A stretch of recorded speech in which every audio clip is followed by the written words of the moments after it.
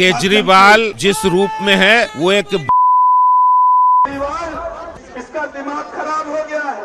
आज जरूरत है इसको इसकी औकात दिखाने के लिए।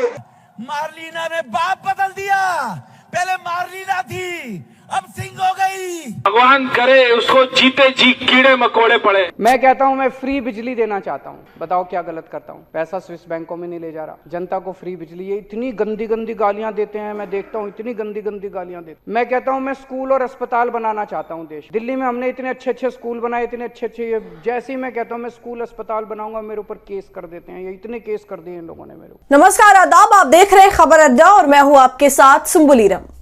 दोस्तों, दिल्ली में आप बनाम कौन, यानी अरविंद केजरीवाल बनाम कौन का सवाल अब बहुत तेजी से खड़ा हो रहा है।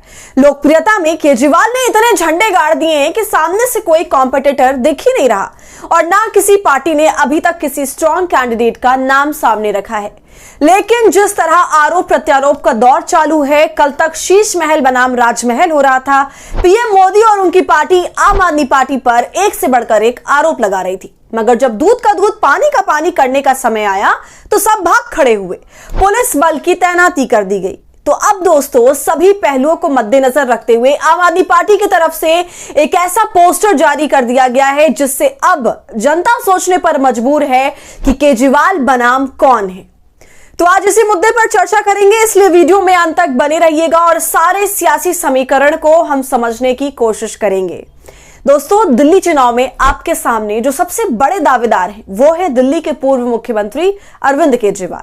यकीनन आम आदमी पार्टी का सबसे बड़ा हथियार, सबसे बड़ा तुर्क का पत्ता साबित होंगे वो, क्योंकि तमाम इल्जामात लगने के बाद, जेल जाने के बाद भी जो कमबैक आप पार्टी ने किया है, जो जीतोड़ मेहनत करी है ग्राउंड पर और लोगों के हितों में लगातार काम किया है, वो अब सब पर भारी पड़ता दिखाई दे रहा है। फिर दूसरी तरफ जहां तक कांग्रेस की बात की जाए तो कांग्रेस की तरफ से चेहरा राहुल गांधी ही माने जाएंगे, मुख्यमंत्री पद के लिए नहीं दोस्तों, बल्कि इसलिए कि दिल्ली विधानसभा चुनाव के लिए उनके पास कोई चेहरा है ही नहीं।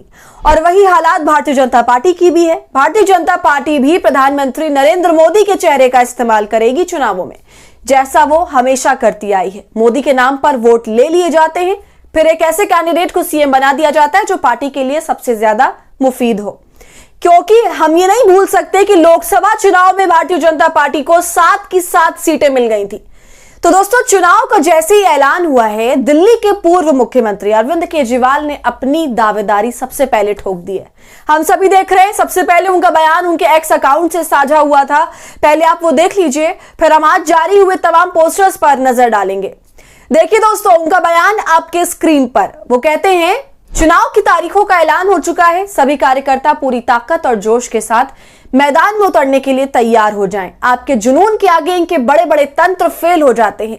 आप ही हमारी सबसे बड़ी ताकत है। ये चुनाव काम की राजनीति और गाली गलौज की राजनीति के बीच होगा। दिल्ली की जनता का विश्वास हमारी काम की राजनीति के साथ ही होगा। हम जरूर जीतेंगे, कह रहे हैं अरविंद केजरीवाल। दोस्तों, उन्होंने जोर गाली गलौज पर दिया और इसी को दिल्ली चुनाव का एजेंडा बनाया। और गाली गलौज की राजनीति कहकर जिसका जिक्र यहां पर अरविंद केजरीवाल कर रहे हैं, स्वाभाविक सी बात है, यहां इशारा किसी और की तरफ नहीं बल्कि रमेश बिधूड़ी की तरफ है, जिन्होंने आतिशी मरलेना के पिता पर हमला बोला था और प्रियंका गांधी वाड्रा के गालों का जिक्र किया था। तो दोस्तों, अब सवाल अब चुनाव केजरीवाल बनाम गाली गलौज का हो गया है और सबसे बड़ा सवाल कि दिल्ली का सीएम कौन, केजरीवाल की आम आदमी पार्टी या फिर गाली गलौज पार्टी। सड़कों पर भी, पोस्टरों और सोशल मीडिया पर इस बहस ने यही एक बड़ा सवाल खड़ा कर दिया है। अरविंद केजरीवाल और गाली गलौज की राजनीति के बीच की लड़ाई को केंद्र में ला दिया है। दोस्तों, अब तक के आप पार्टी के तमाम कामों की बात की जाए तो अरविंद केजरीवाल ने अपने 10 साल के कार्यकाल में दिल्ली के विकास के लिए कई बड़े कदम उठाए हैं। सबसे पहले शिक्षा के क्षेत्र में बड़ा योगदान दिया है। सरकारी स्कूलों की गुणवत्ता में सुधार ने दिल्ली के छात्रों को बेहतरीन शिक्षा दी है। स्वास्थ्य क्षेत्र में मोहल्ला क्लिनिक मॉडल ने आम जनता को मुफ्त और सुलभ स्वास्थ्य सेवाएं प्रदान करी हैं। बिजली और पानी को सस्ता किया है, साथ ही मुफ्त पानी की योजनाओं ने हर घर पर सकारात्मक प्रभाव डाला है। आम आदमी पार्टी का दावा है दोस्तों कि उनकी सरकार ने काम करके दिखाया है। उनका नारा साफ है, हमने काम किया है और आगे भी करेंगे। तो दोस्तों, जनता के सामने अब सवाल यही है कि क्या वे काम को प्राथमिकता देंगे या इस तरह की राजनीति को बढ़ावा देंगे जो सिर्फ झगड़े और आरोप प्रत्यारोप में उलझी रहती है। साथ ही अपने भाषणों में महिला विरोधी बातें करती हैं, गाली गलौज करती है, क्योंकि ये अक्सर देखा गया है कि विपक्षी पार्टियां अक्सर केजरीवाल और उनकी सरकार पर आरोप लगाते समय निजी और आपत्तिजनक शब्दों का प्रयोग करते हैं।